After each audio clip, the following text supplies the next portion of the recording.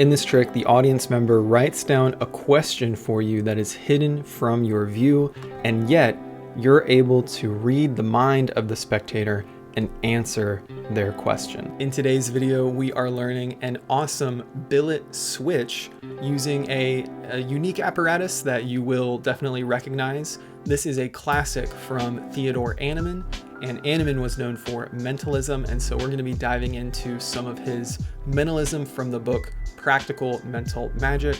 Like I said, this is a billet switch, and that allows you to obtain the information, like maybe someone's name that your audience member is thinking of. So if you're interested in learning some mentalism, we are diving into it in the videos this month, so be sure to be checking back. But for now, let's get into this awesome trick called Question Answered by Theodore Annemann. To prepare for this trick, I'm using billets that are business card size. Okay, you can use a different size if you want, but that's how I'm doing it here. And so I actually would recommend, if you're using business card size, to actually have a couple torn pieces prepared that it provides you kind of a perfect size for switching.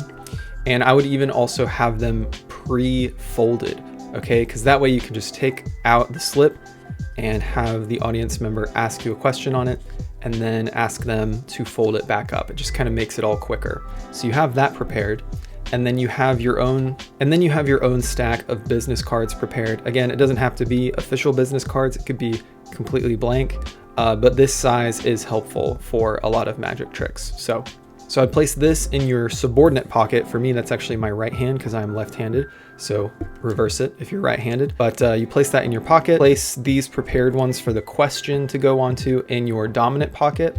And then the secret item you are going to have in your dominant pocket is a thumb tip, or a TT as sometimes called, and then a billet that is blank is going to go inside, okay? So this is completely blank. It's a dummy billet, and you can have it folded over. Now, I recognize there's a discrepancy you might see here. The outside of these, ideally you don't want that, okay? So what I would do is I would actually rip the same part of two duplicate business cards is how that would look. But for demonstration purposes, you'll actually be able to see which billet is which when we're doing this. And now you may notice this thumb tip does not match my skin too well, but the whole thing with thumb tips is how you use them. Obviously, for certain tricks, I might have to be more careful than others, but in this trick's case, really the thumb tip is never seen. You're not even doing like a display. So you'll see how it is utilized in a moment, but this goes in your dominant pocket as well. And the last thing you'll need is a pen. So when presenting, you're going to take out the pen, you're going to take out the slip, and you're going to ask the audience member to ask you a question on the slip, or to write a question for you that you wouldn't be able to know that they were going to ask, but something that is simple that you could answer in a word or two. So an example you could say is, maybe you could ask me what my favorite day of the week is, and that way I'd be able to say Tuesday, and that way you'd know that I was, not just being vague, but I really knew what question you were asking. And so that might also kind of prompt them to ask you a what's your favorite blank question, but maybe not. They might ask, what's your mother's maiden name? They'll ask you a password security question. I don't know what, but they'll be able to write that down there. And while they're writing that, you can simply reach in your pocket and prepare your thumb tip. So you reach in and you have that ready to go. When they're done, you're going to invite them to refold it, which it'll be easy to do because it's already been folded, and place it in your open hand. So you gesture to your hand and they will place it folded up in your hand there. And here is the switch. You're simply going to come over as though you're taking it, and you're going to place the thumb tip in your hand, okay? So in slow motion, you're coming in, placing it right on top, covering up, and pulling out the prepared billet with your thumb. It should slide right out, okay? If you're having a hard time sliding it out, you might want to adjust how tightly you're putting your thumb in, or how far you allow this to be out, okay? But either way, it should come out fairly easily as you slip out your thumb and also use your finger to pinch, okay? That way in motion, it's something like this, okay? So you've come in and switched the billet for this dummy billet. You're gonna turn this hand face down, and obviously this is a discrepant situation if held here for too long. So here's a couple things you can do. You have them place it here, and you take it and you invite someone over here to hold it, okay? Then with that original participant, you go for the pen, right? So either the pen's on the table or it's in their hand. You can do the pincher and ask them for the pen, and you can grab it from them, which gives you kind of that magic wand-esque motivation. Now, in any finger palming that's this sort, it kind of reminds me of like sponge balls as well. You have this discrepancy, right? So you do want to watch that angle, especially with your friend over here. But the idea is that you'll be able to just pinch that and then come over with it, give that to them while you go to your pocket, okay? And tell them, would you mind writing your initials on that slip of paper? So they'll write it on that, and that kind of gave you a motivation to do this with your hand. If you'd like, you can simply go south, especially if you're at a table, you can just go south to your lap, because in the original teaching, Animan just says to casually place this by your side.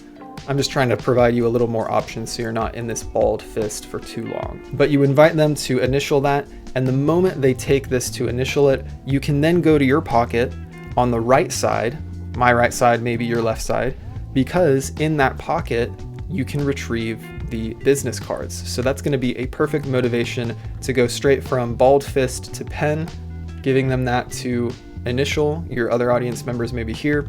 You go into the pocket with all of this, and you're going to be retrieving this. But here's how it's going to look in the pocket. So you're kind of in this situation where you have the actual billet you're going to read from in your balled fist. You're going to go into your pocket, and so to make that as smooth as possible, you're kind of going in your pocket like this. Go behind the business cards, drop your thumb tip into the pocket, unfold the piece of information, and then you're going to be able to come out like this. So obviously, if you use larger slips of paper that then get torn into smaller pieces, that allows you even more surface area, because then when you come out with your fuller pad, this will be even smaller. So right now this is half the size, which allows me to hide it like so. But if you go for even larger pieces of paper, or conversely even smaller torn slips, you get more coverage there.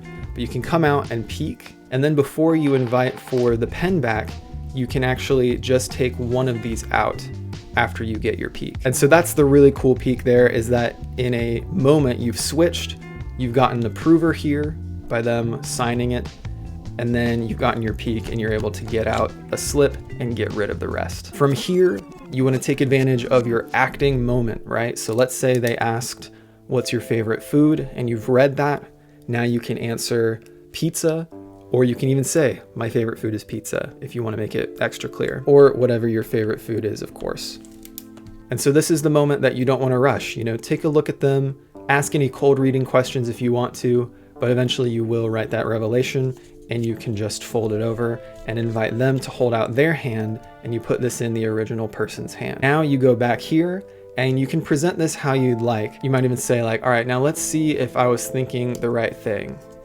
And then you open this, there's obviously not going to be anything there, but you open this to yourself and you can say, oh, so you wanted to know what my favorite food was. This is a classic miscall, right? But because you peeked it earlier, you're going to be able to open this to yourself. They see that it's marked with the person's signature. And because that switch earlier is so quick, for all intents and purposes, this is their original slip. And you're also going to reconfirm it by saying like, oh, you were wondering what my favorite food was. And they'll say yes. And then you can place this in your pocket and you can say, well, you know, this doesn't always work. So don't be too disappointed.